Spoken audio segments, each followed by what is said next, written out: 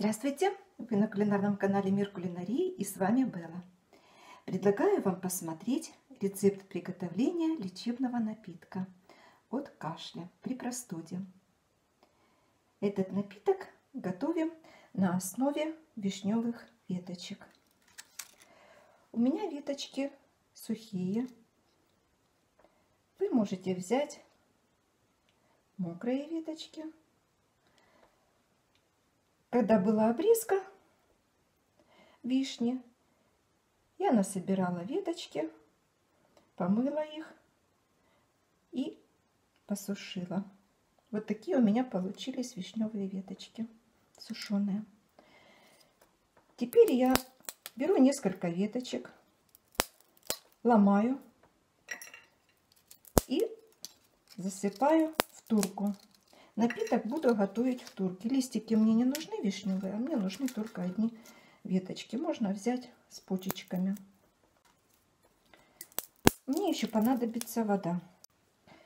Если у вас деревья не растут, значит, может быть, попросите у соседей на даче, где растут вишневые деревья. И затем веточки можно посушить, и в любое время, когда они понадобятся, когда приготовить нужно напиток, у вас уже будут готовые веточки сушеные. Очень хорошо помогает от кашля при простуде этот напиток. Вот я примерно столько в турочке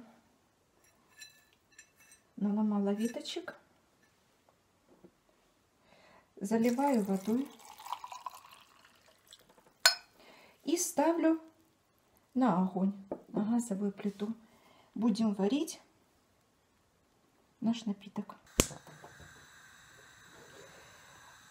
Как только вода закипит, делаем огонь потише и на самом маленьком огне будем варить веточки 10 минут. На самом-самом маленьком огне. Вода закипела.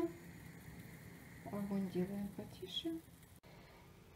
10 минут покипели веточки в воде. Выключаем газ. Накрываем крышкой.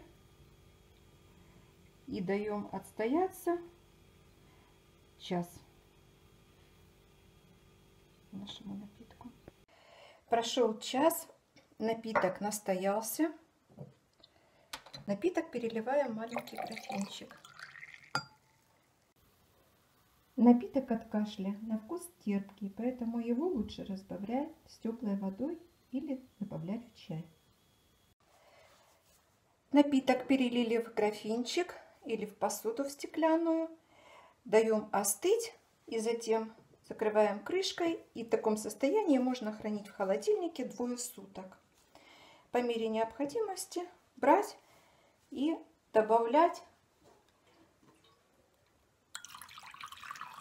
чай или теплую водичку в напитках.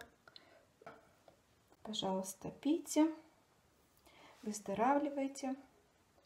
При сильном кашле очень хорошо помогает. Такой напиток можно пить 3 раза в день, несколько дней подряд. Уже будете видеть по своему состоянию. Кашель должен проходить постепенно.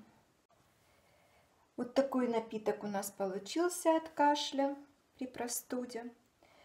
Советую вам при сильном кашле не употреблять молочные продукты, соленые, кислые и сладкие.